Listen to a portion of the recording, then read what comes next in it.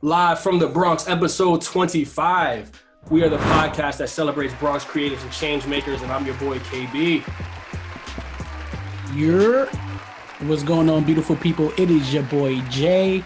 Super excited to be here with you today. Y'all already know, before we jump into episode 25, go ahead and hit that subscribe button to stay up to date with everything we have going on. And y'all know the saying, tell a friend to check us out. So today we have a very, very, very special guest, and we are very excited for him to be here today. He is currently the district manager for the Bronx Community Board 6, and he is a New York City Council candidate for the 15th district in the Bronx. So please, please, please make some noise for John Sanchez in the building today with us. John, what's poppin'? How you feeling? I'm good. Thanks for having me. I'm looking forward to this. Awesome. Thank you for being here with us and joining us on this beautiful day. The first question we always ask our guests, right? We always want our guests to have a sense, our audience to have a sense of who it is that we're going to be speaking to for the next 45 minutes to an hour. So can you tell us who you are, how you identify? Yeah. John Sanchez, Black and Puerto Rican guy that grew up in the Bronx the whole time, and I'm looking to make the Bronx better. So where exactly in the Bronx did you grow up? What part of the X you repping? So I'm repping a few places in the Bronx. I grew up on 167th and Walton. Then I moved to 184th and Park. Then I moved to Parkchester, but now I'm back in the neighborhood. I'm in the Belmont neighborhood near Arthur Avenue. Okay, you threw out a bunch of dope areas. Shout out to Little Italy. I actually lived on Arthur Ave when I was in college for a little bit, so I was definitely getting some really dope Italian food during that time. So, how did you first get into politics? Yeah, well, I went to business school. So I went to NYU Stern, and I was going to do the whole business thing, but I always wanted to work in government. And I thought, well, let me go to business school, and then that'll be a good way to translate because business and government are interconnected. It didn't work out that way. So I was in DC doing some government consulting, but it didn't work out. And then I was a personal trainer in the Bronx trying to help people get healthy, but I really wanted to get back into government and politics. So I started by literally just sending a blind email to a campaign for state assembly in the Bronx. I reached out saying that I want to get involved. And then I just started volunteering. And somehow volunteering once or twice a week turned into being there 5 days a week. And then he won. And then I was deputy chief of staff, all in the span of about 2 to 3 months. What was that change like for you? Really early on in your career, you get this position. What was that like? Well, I treated the volunteer opportunity like this is my one shot to get into government and politics. And the good thing about government is that it's one of the few fields where even if you don't have a lot of experience, if you do a good job, you can rise very quickly. So even though I was volunteering, I was making sure that I was inputting the data right away. I was making sure that I was knocking on the doors. I was making sure that I was training other people to knock on doors. And I think what sealed the deal for me was during something called Get Out the Vote, election day, I pretty much had a system where I was sending all the people to knock on doors. I had the system set up. I was really organized. And I think everyone was impressed that I had no prior experience, but I did a great job. But it was great. I was happy that we won. I was happy that I got a job, and I was happy that the career in government was starting.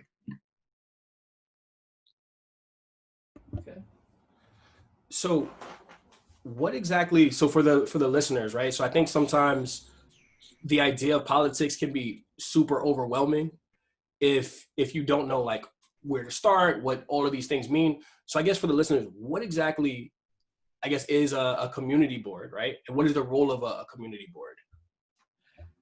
Yeah, community board is the most local level of government, and it's a city agency. So what we do is we submit budget requests to all of the city agencies, but we also listen to neighborhood concerns. So if you're having issues with trash, or if you're having issues with traffic, or if you're having issues with safety in the neighborhood, the community board is the first line of defense for a lot of those things because we interact with all of the city agencies, whether it be parks, NYPD, sanitation. Another thing that community boards do is that we can plan community events, whether it be park cleanups or other events in the community. So it's really the first step where I'd recommend people that want to get involved and don't know how, go to a community board meeting, get involved with the community board. So can I ask you a question, right? Kind of piggybacking off of this. I remember when I was living in Pelham Parkway a couple years ago, I would see these signs on our the front door of our building that would folks inviting us to a community board meeting. However, growing up, I grew up in the South Bronx. I never saw signs. I never even knew about community boards. I never knew what the role of it was. All I used to hear is that folks in the neighborhood would come together for a meeting. I didn't know who was going, how they got there, what that meant, but there was never any advertisement about this. So how do people find out about it? Actually, let's backtrack. Is there a reason for that? Is there a reason that I did not know about these community board meetings, number one? And then number two, how do people actually find out about this? Well, to answer the first question, for a while, a lot of the community boards had outdated websites and they weren't required to update their meetings, the postings, things like that. And then also a lot of community boards still don't have social media accounts. So it's really hard to get the word out. What we do is we have an active Instagram, we have an active Facebook, Twitter, and we update our website. I think you want to have a system where when people go to your website, they know when the next meeting is. And I think that's really important. Unfortunately, still there's some community boards that don't keep it updated. Is that intentional? Perhaps, or maybe it's just being lazy. I hear that. So thinking about, I know one of the biggest pieces on your platform, right, kind of related to this is housing, right? Affordable Yes. housing, what all this looks like. So I would love to hear a little bit more about this, but I'm also wondering, as community boards meet and we see gentrification on the rise, we see developments, building developments and housing developments on the rise in the South Bronx in particular, right? Which I know doesn't cover all of your area, but we're just seeing the change and the shift in the Bronx in general. Do we also see the members who attend, the residents that attend the community boards, start to shift the demographics of what they look like? Do we start to see people from the local community who were there initially kind of phasing out a little bit with some of these meetings? Well, the good thing is that most of the community board members have been there for a while. So there's, longstanding residents there. And so just to give some background, community board members are volunteers. They're appointed by either the borough president in consultation with the local council members. So in some community boards in the Bronx, there's not a lot of vacancies to begin with. So it's hard to get younger people on the board. The city recently passed term limits, so that's going to change. But I'm sure in some neighborhoods, there's a influx of newer people on the boards. But I think that's good. I don't necessarily think it means that there's gentrification going on. It just means that sometimes you need to shake things up and have newer people on the boards to bring new, fresh ideas. So I know one of the things that when we actually got to speak before, you were telling us something about a birthing center, yes. that I guess we wanted to open up in the Bronx. So can you, I guess, tell the listeners, I guess, what a birthing center is and why that's something that matters, right? Especially for women of color in the Bronx. So if you could talk a little bit about that. Yeah, exactly. So one of the major pieces of my platform, and to give background, each city council member gets about $5 million in capital funding, which is for construction projects. So my thought process is we have St. Barnabas in the district, and a birth center is an environment that's outside of a hospital for low-risk pregnancies. And it allows women to give birth in a more comfortable environment. And usually in a birth center, it's less likely that a woman is asked or required to have a C-section. Another benefit of a birth center is that it's cheaper. It costs less than having a regular birth in a regular hospital or having a C-section in a hospital. And the reason behind this is because Black and Latina women are more likely to have complications with their pregnancies. And we want to make sure that our women are healthy when they give birth safely, and raise healthy children. And Sadly, the hospital system is not taking care of our women. So a birth center, it's more likely that the women have a healthier birth, it costs less, and less risk of having to go through surgery of a C-section. In the Bronx currently, are there any birth centers? So there was one in Morris Heights a few years ago, but apparently from my research, it seems like it's non-existent right now. I think maybe funding dried up, but we're trying to bring it back. It's important, and we want to make sure that the women in our community are giving birth to in a healthy manner. So this is super important. So this is super important, right? I remember when we first spoke about this, we were talking about how most people don't even think about this, right? Like a birthing center, what is that? Why do we need that? Why is this so important if you're not a woman? So I thought that it was really dope that as we were having our conversation as three men and hearing you and some of the stuff that you're thinking about and the issues, it's really important for you to also voice that, because I think what it does is it becomes a priority for other folks who would never ever even think about this, right? And we spoke in depth a little bit about the importance of this and why it's important to have these birthing centers and women to have the care that they need and the resources that they need to deliver healthy babies and go through a healthy pregnancy. So I think that is really dope, especially coming from you as a man, right? So something we don't hear about often. Why do you think that is? Well, there's a lot of reasons why men don't talk about things that matter to women. But I think as a man running for office in an environment where people want more women in office, I think it's crucial that I can show that I want to be an ally and that I care about these issues, because these issues don't just impact women, they impact the whole family. Because if your wife, your aunt, your family member has complications through birth, that impacts the whole family. And taking it a step further, we need more women in government and women in politics. That's why I have a year-round paid internship at the community board, and most of my interns are women. And I think having women have that exposure and experience in government is vital for their careers, because too often politics is still mostly male dominated. I think it's important when we're talking about women in politics. Yes, we need women elected officials, but we also need women to be campaign managers, chief of staffs, constituent directors. They need to be inside of the office, because in politics, most of the work is done by the staff.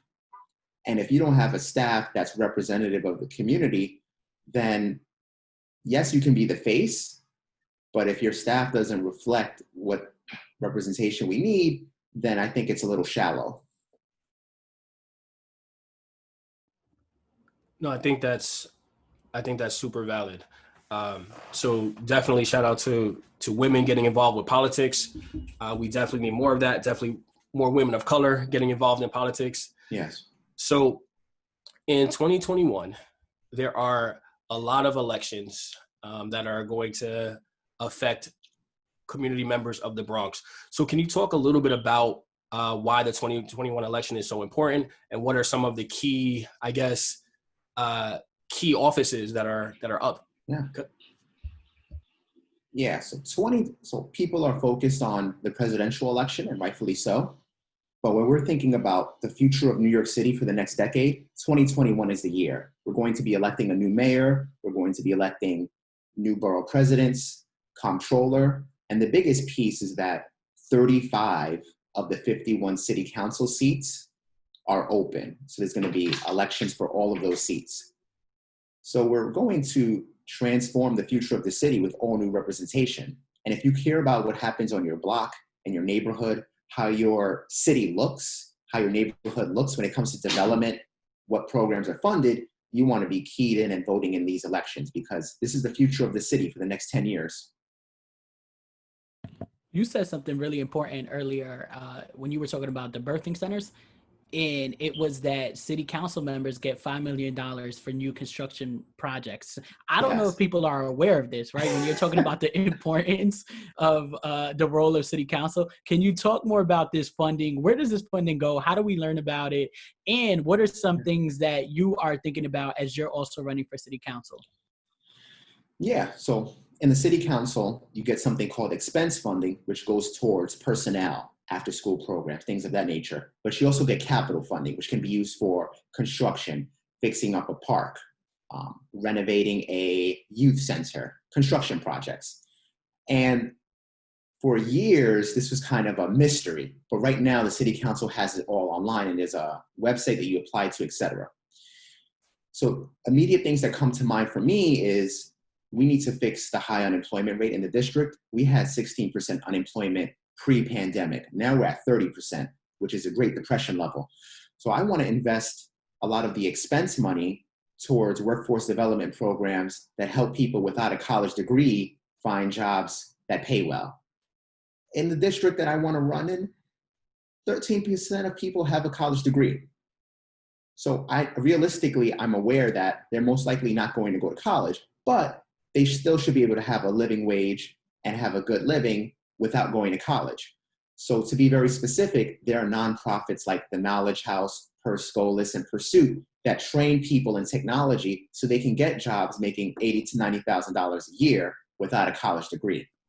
In the same vein, the construction industry also can pay very well, doesn't require a college degree. We need to be investing the city council money that we do get to train people to be qualified and ready for those type of jobs.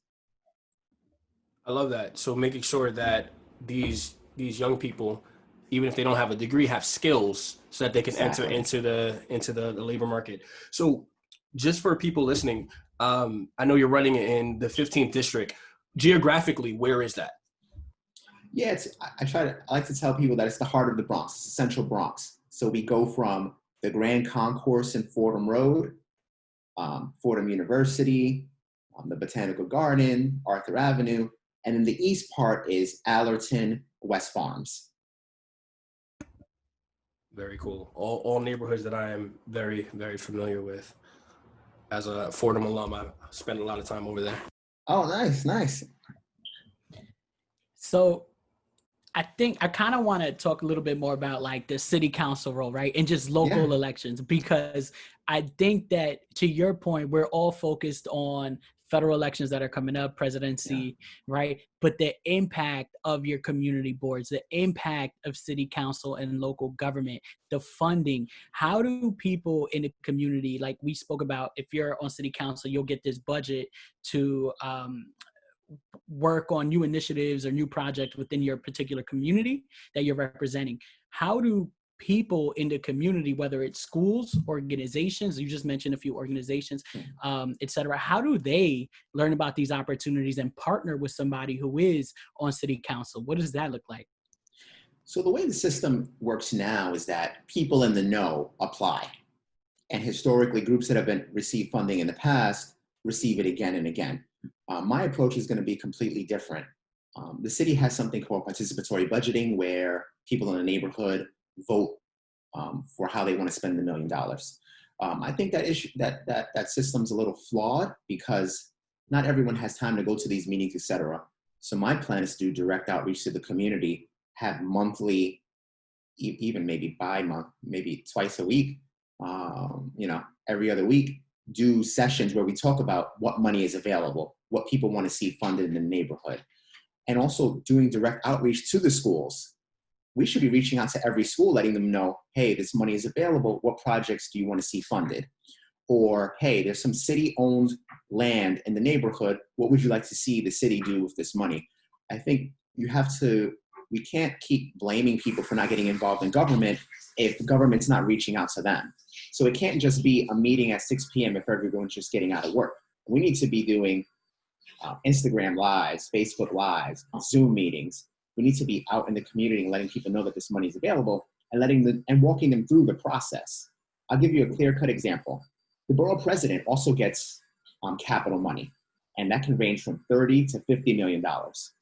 So certain boroughs tell you exactly how to apply, when the deadline, etc. But other boroughs just tell you to submit a letter, but it doesn't tell you who to submit it to. So there's definitely some gatekeeping when it comes to the money, but this is taxpayer money, and people deserve to know how it's being allocated and that they should have an influence in it. Not just that too, right? You just mentioned even though we're talking about how to get other organizations and schools involved, the young people that are in those communities, right? How do they learn about this?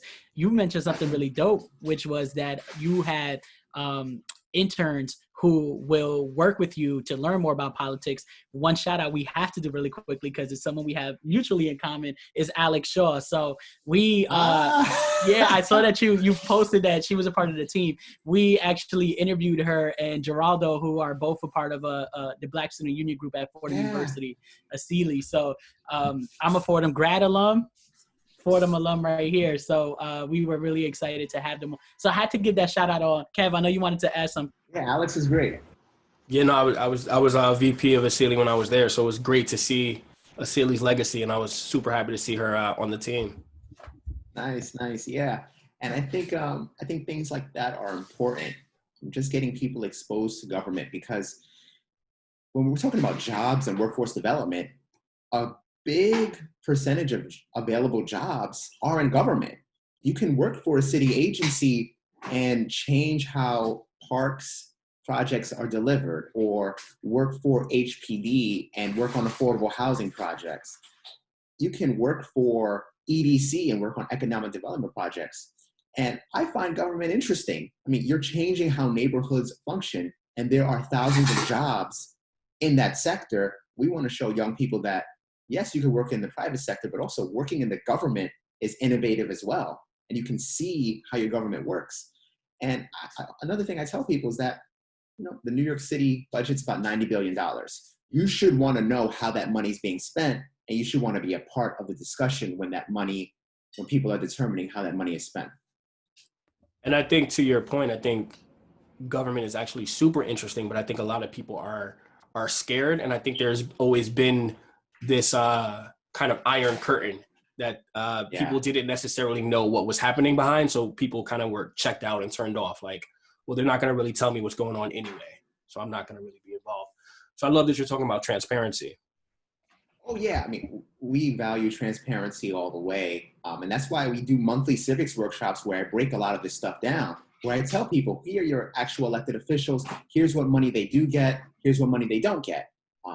Like a lot of people will say, oh, I want an after school program, or I want to have a recreation center. And I tell people, well, the president isn't going to be the one to fund that. That's going to be your local council members. That's going to be your assembly members. And we need to hold them accountable. And I love the civics workshop, so people can actually learn where they can look up who their council person is, who their assembly person is, like, where do I go to find that stuff? So I love that you're doing that. Yeah, exactly. And we don't just do a presentation. We send them the slide deck afterwards, and we tell them to share this with your own community, because this is all public information, and we want to spread it throughout the whole Bronx and throughout the whole city. I love that. So obviously you talked about social media and how social media is a big part of your campaign. So can you talk about how you use social media so far and how you plan to continue to use it as you plan? I think, so take a step back. I'm well aware that most of the voters in the Bronx tend to skew older, but there's a younger generation that's coming up that's more involved, that's more civically engaged, and we have to meet them where they are. And young people are on social media. So our social media page, we try to make it a little bit different than others. That's why we have a section where we highlight our team members, because I want people to know that the election's not about me, it's about the team and me. And without an effective team, no one can be in office and do a good job. And we also try to show highlights of what we're doing in the neighborhood. So we try to show us on podcasts and different platforms, because usually when you think of a politician's social media page, you see pictures of them shaking hands and glam shots. But I really want to inform people as well that, yes, I'm running for office, but I want to take you inside about how a campaign works from the beginning all the way to the end. And hopefully that end is victory. Can I ask you something? You mentioned two things that I think are important, and I want to dive deeper into really quickly. I think one is the role of government, and Kevin and I both occupy government positions in government agencies, right? And one of the things that I always find to be challenging as somebody who's bringing you perspective, right? It always isn't accepted in the world of politics, right? It's like, who is this person coming in here trying to change the way we've been doing things for 30 years, and it sounds like you have a lot of innovative ideas ideas, you're almost thinking about local politics in two ways, right? It's like the grassroots and getting people from the community on the ground, kind of leading those discussions, but also you making those decisions and running for positions that allow you to do some macro level work, right? So kind of a two-part question here. One, how do you deal with opposition as somebody with innovative ideas? And two, what is kind of like just, and this is my own selfish curiosity, what is your strategy, right? Assuming that you get this city council position, like how are you going to continue all this great energy, all the innovative ideas and win people over?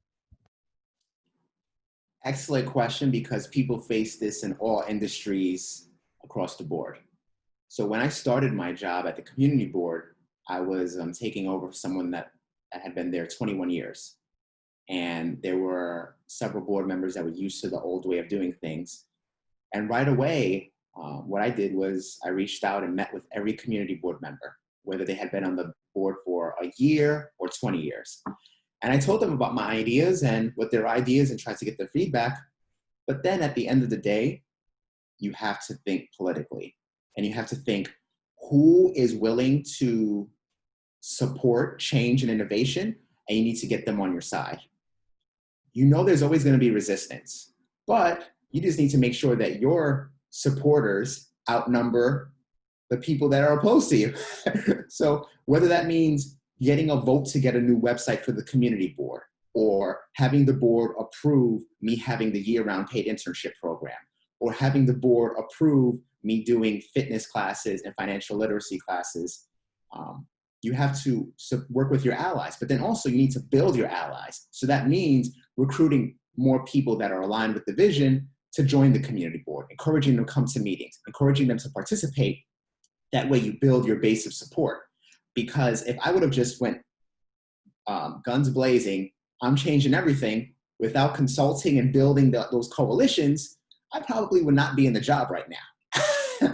So in the same way at the city council, yes, there's a lot of ideas that I have, but I realize that there's going to be existing members that have a certain way of doing things.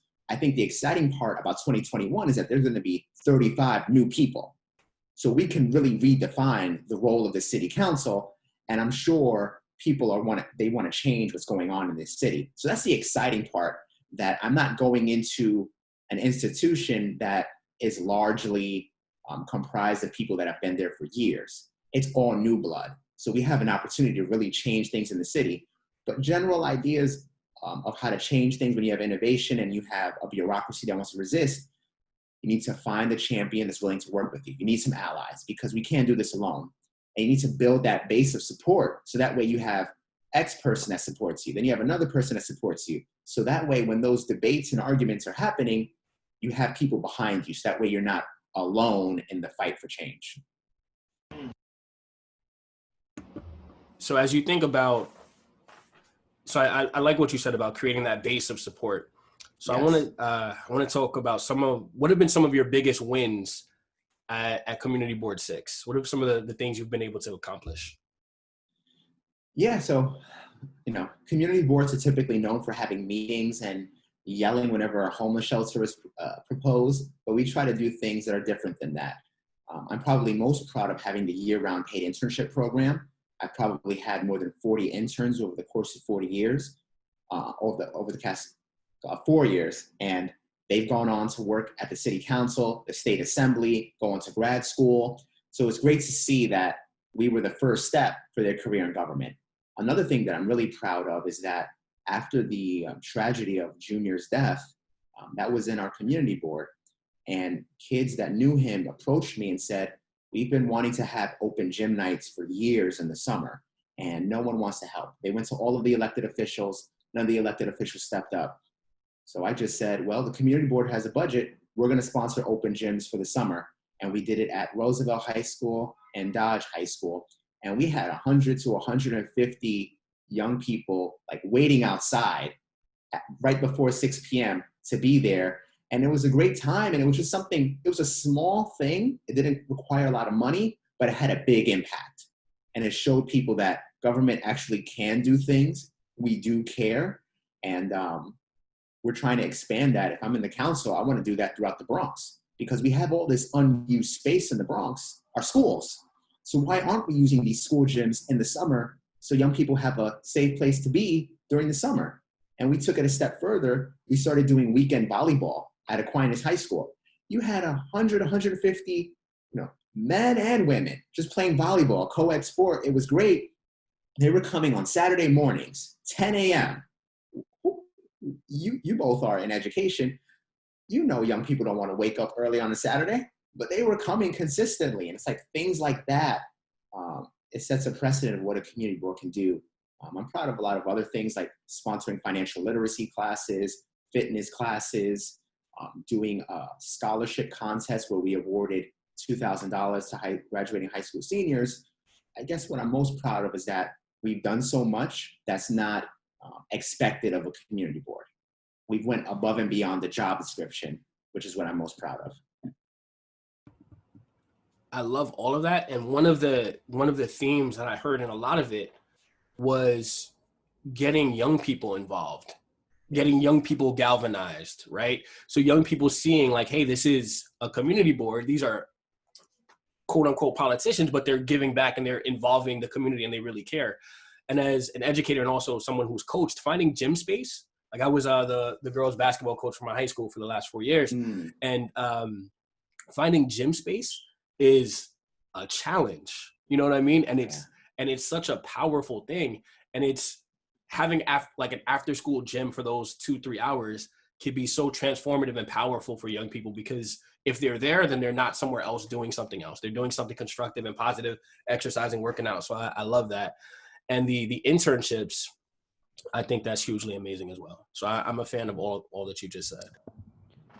And I just want to add something here, right? Because what the young people were saying to you is really important to consider, right? It's the fact that we went to all these elected officials. No one is hearing us out. No one wants to open up the schools or the gyms to allow us to do something constructive and something that we enjoy. And I think that the reality is a lot of people in the Bronx have been forgotten. Just thinking about like personally where, I grew up in the South Bronx, and as I mentioned, we didn't know about where the community board meetings were. We didn't know about local government and the impact of it, or why we should be engaging, because they didn't have a presence, at least where I was at. I didn't see it. I seen it a lot more today, which I think it's great, but I think the young people are making a really important point, and it's almost them saying we no longer want to be forgotten, and we finally are able to find somebody in John, right, that is willing to have a conversation with us, hear us out, and not just listen, also try to move on action, right? Because I think that a lot of times in government, whether it's local, statewide, federal, there are a lot of promises that are made that just never, ever happen, right? We see this so often, and you're so used to getting let down that it's almost like, why should I even engage? So those young people, I want to shout them out for walking over to you and saying, hey, this is what we're thinking, but also shout you out and saying, I'm not only going to listen, I'm going to take it a step further. So I do just want to shine some light your way for that, because as somebody who grew up in the Bronx and still lives in the Bronx, I think it's important. Yeah, I think it's important that people put their money where their mouth is. I was willing to make this open gym thing happen if I had to come out of pocket. And it wasn't easy to get the gym. The Department of Education had us going through. It is so hard to get gym space. Yeah, they had me fill out an insurance form. I had to get a letter from the precinct. I had to ensure that the kids weren't going to be bringing any trouble. It was a whole bunch of issues. They even, one day, they didn't tell us that they were renovating the gym, so I had to scramble and use the Boys and Girls Club that same night. So the Department of Education has some serious issues, but we got it done, and that's what matters. And hopefully when the pandemic is over, we can continue and expand the open gym program. And this is something that should be happening citywide. We shouldn't have all this big unused space throughout our city, especially during the summer months. Agreed. So Jay, I think at this point we could get into, so we reached out to some of our listeners, and they actually submitted some questions for you. So if you don't mind, John, we're going to throw out some of our listener questions. Yeah, let's do it. So one that we have is, how can local businesses with a social mission work with city officials to make change? This question comes from Amber Peters. She actually was a guest on our former show, and she has an app called On Track for College. And what her app does, it helps young people and schools with the college application process. So her question is about local businesses with social missions kind of partnering with government officials. Yeah, I'd say the first step is to contact the local community board on wherever she lives and meet with them and ask, I have this app, how can we collaborate? Because community boards have connections with all of the city agencies. They have connections with the elected officials' offices, the Department of Education, so they can make those introductions rather than someone having to jump from agency to agency. So that's the first step that I would recommend. And if she doesn't get a response from her local community board, she can contact me and I'll get her a response. Love it. You heard it here first. So we have another question for you. This is from Sis Listen Podcast. Shout out to them. They're another podcast. And the question is, what are some specific changes you would like to see in the Bronx? There's a lot I want to see changed. I'd say number one is that I want to change the statistics where less than 15% of Black and Latino students are reading at grade level in our borough. I want to change that. We're still the poorest borough with a median income around $27,000. Now, if we want to talk about visible changes, that's easy because I think visible changes stand out and people remember them. So the old Fordham Library on Bainbridge Avenue, it's been abandoned for the past 30 years. It's an old library and it's just vacant. I want to see that as a job development and youth center. And if I'm elected, I'm going to use my capital money towards that. The second thing is the old site of Borough Hall, which is in Tremont Park. So the Bronx Borough President's office is on 161st and Grand Concourse. It used to be in Tremont Park. And they tore it down in the 70s because it was neglected. I want a recreation center built at the site of the old Borough Hall and reform the comfort station that's also dilapidated and make that a healthy food center. And with capital dollars, we can do that. But I think people seeing those visible changes go a long way. When you see something that was vacant and now is thriving, that's very powerful for people so they can see that, hey, it was empty for 20 years, but no, government does care, that we are listening, and that we're going to make sure that our borough doesn't have these eyesores, that we're going to develop city-owned property. Why do you think that some of those spaces have been allowed to be vacant for 20 years? Because I've passed that library on Bainbridge, and in my whole, for most of my lifetime, it's just been nothing. So after a while, you just start to just not even think about it. But exactly. You make a really good point. Why is it like that? So, elected officials have a lot on their plate. That's why I think you have to come in with a specific focus of, here are the 2 or 3 things I visibly want to change in the neighborhood, along with all of the other things that come along with government. And I think no one has had a honed in focus on those 2 sites, because it's going to take a lot of work to get all the capital money involved, to work with the city agencies. And you can't do 10 different things at the same time. You have to have a clear focus on 1 or 2 things, big picture ideas, to try to get them passed. And that means working with other council members that don't overlap with your district, but you need to make the case that this benefits the whole borough. We need to chip in all of our money and work together, because what happens in my neighborhood impacts yours. And people that go to this center may come from your district, so we should all be funding it. But I think no one has made it a top priority because there's so many competing priorities. And perhaps other groups are more organized to make this an issue, but that's a top priority of mine. We can't have city-owned property be vacant. And to your point, you grew up your whole life seeing an empty space that's owned by the city. That's unacceptable, and I'll do my damnedest to change it. Well, thank you. I love that. I would love to see something there. So that's dope. Are we transitioning to rapid fire? Let's do it. All right, cool. So if you've listened before, you've probably heard about rapid fire, but now you're going to get to experience rapid fire. What is going to happen is Jason is going to throw out 5 questions, and you are going to throw out your first word or words that you think of. Don't think too long. This is meant to be fun, and we're gonna rock out rapid fire. You ready for this? I'm ready. So these questions are going to be kind of related and some random, okay? So no explanation needed, similar to what Kevin said. So the first question, one word to describe the Bronx.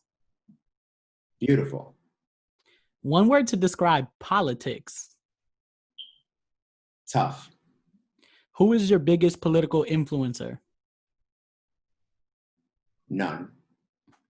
What are 3 words that describe your campaign for city council? Innovative, energetic, people-powered. And then last but not least, we spoke about open gyms. You are in the Bronx. Who is your favorite or what is your favorite sports team? Yankees. Awesome. That wasn't too bad, right? You killed that. Yeah, I don't know how people from the Bronx are Mets fans. That doesn't make sense to me. You want to be with the winning team. Talk that talk. Yeah. So I'm actually gonna break the rules for rapid fire, Jay. Don't be too mad at me. So when Jay asked your biggest political influence, you said none. I'm actually curious as to why none. Because I think, there's been thousands of people in politics throughout the years. I can't pinpoint one person because there's a lot of influences, but also I'm influenced by people that never were in political office, people that organize neighborhoods without, like Yolanda Garcia in the South Bronx, who organized with Nos Quedamos and told the city, you're not going to redevelop the South Bronx without our input. And they determined what was going to be in the South Bronx. I think about people that were organizers that were never in elected office. So when I'm thinking about politics, yes, we have history and precedent, and there are elected officials that have done great things. But like I mentioned before, a lot of times the staff members were the ones that really drove these initiatives. So I can't point to one influence. I take bits and pieces from people throughout history. And also, I'm not trying to be a typical politician in the sense that if I lose, I lose. If I win, I win. My first priority isn't going to be getting reelected. My first priority is going to be to get these things changed in the neighborhood, like the old Fordham Library, like Tremont Park. I'm going to make some people upset. That's okay. But if we change those 2 things and I lose reelection, that's fine with me. At least I got those 2 things done. Very cool. So before we let you go, obviously you are running for city council in the 15th district. I guess in a sentence or a few sentences, why should folks vote for you? Great question. They should vote for me because I have the experience. I've done the job at the community board. I've redefined and transformed what a community board can do. I would do the same thing at the city council. And I have specific ideas. I don't just have slogans. So when it comes to economic development, I want to invest my discretionary and capital dollars towards workforce development. When it comes to housing, I want to change outdated land use rules that prevent affordable housing in wealthy areas and parts of the city where people don't want to live near poor people. I want to change that, and the city council can do that. When it comes to education, we need to be thinking big. And I want the city and the city council to invest in municipal broadband. So we have low-cost internet so people can do their schoolwork, do their job, but also do telehealth. And I think in this new age, we need people with bold and specific ideas. It's not enough to campaign by hashtag. You have to have specific ideas and specific sites that you want to see change. And that's why people should vote for me if they want to see someone with bold leadership, specific ideas, and a vision for the Bronx in the next 10 years of this city. I actually love all of that. I love the specific ideas, not hashtags and slogans. These are the things I want to see done. I love it. So for the folks listening, please, 2021 is huge for the Bronx, huge for New York City, but definitely huge for the Bronx. Please do your research. Make sure you get out there and vote. We need that. Also vote in 2020, right? We need that too. But make sure you vote in 2021. It's really big for the Bronx. Get involved with your local community board. We need you. We need all of you. We need all of us. So before we let you go, we are a Bronx podcast. You are a Bronxite, a very proud one. Yeah. So we got 3 Bronx questions that we ask all of our guests. Okay. So first and foremost, let's say you have a friend who is not from the Bronx, right? Maybe they came to one of your community board 6 meetings, and now y'all are hungry, right? Yeah. You want to eat. Where's one spot in the Bronx you're taking them to eat? If they want Italian, we're going to Mario's. If they want Spanish food, we're going to Ajo y Oregano. Where is Ajo Oregano at? It's on Crescent. It's on Crescent. It opened about a year and a half ago. It's right on Crescent. Crescent and 184, 185. Very cool, very cool. Okay, so now let's say you and that friend are fed, like you ate. Yeah. All right. Now you want to hang out in the Bronx. Where's one spot you're taking them to chill? So what kind of chill? Because it needs to be specific. Touche. That was you know what? We leave that question vague on purpose, right? So whatever chill means to you, where you take I it? think to be safe, we could do the botanical garden right after eating. It's not too far. We could walk off the food, nice scenery, see the Bronx in a different light. That's a good walk. I love that. Cool. I feel like you gave me a very PG answer, like a PC answer. Off the record, I'm gonna ask you where else you taking them to chill. And Arthur Avenue's right there, so we know there might be an intermission between dinner and botanical gardens. Yeah, there might be an intermission. Very cool. So last but not least, we know that there are so many negative stereotypes about the Bronx. And here at Live from the Bronx, we want to shut down as many of those stereotypes as we possibly can. Yeah. So what is one negative stereotype about the Bronx that you've heard that you want to squash for the people today? That people that make it in the Bronx are diamonds in the rough. I think that the Bronx is a field full of diamonds, and that the Bronx story is an American story. If you look at the Bronx in the 70s and how far we've come, we're pretty much the quintessential urban revitalization story.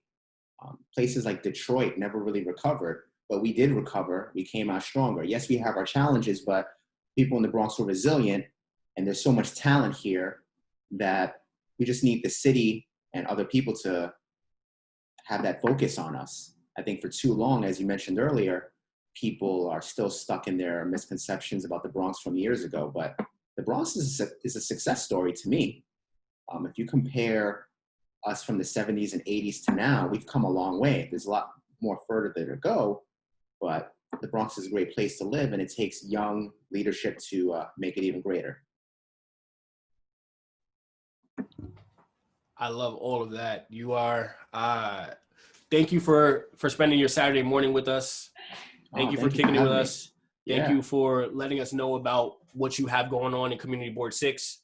Thank you for letting us know about your campaign for City Council, 15th District in the Bronx. That's right. We are excited for you, and we definitely appreciate all that you told us about. Get involved with local politics if you're listening. It is really important. It is crucial. And that's all I got.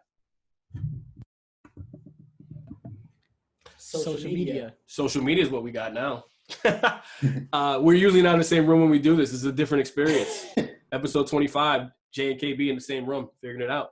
So if people want to follow what you have going on with Community Board 6, they want to follow your campaign, if you could throw out the social media for me, please. Yeah, for the community board, it's Instagram, Bronx spelled out, CB6. For the campaign, it's John Sanchez NY on Instagram. On Facebook, same thing. I'm John Sanchez NY. On Twitter, it's NY John Sanchez. And the website is johnsanchez4ny.com. So you can follow Live from the Bronx on Instagram at Live from the Bronx, BRONX. You can follow us on Twitter at Live from the BX. You can also catch us on YouTube. Hit that subscribe button. We launched the channel at Live from the Bronx.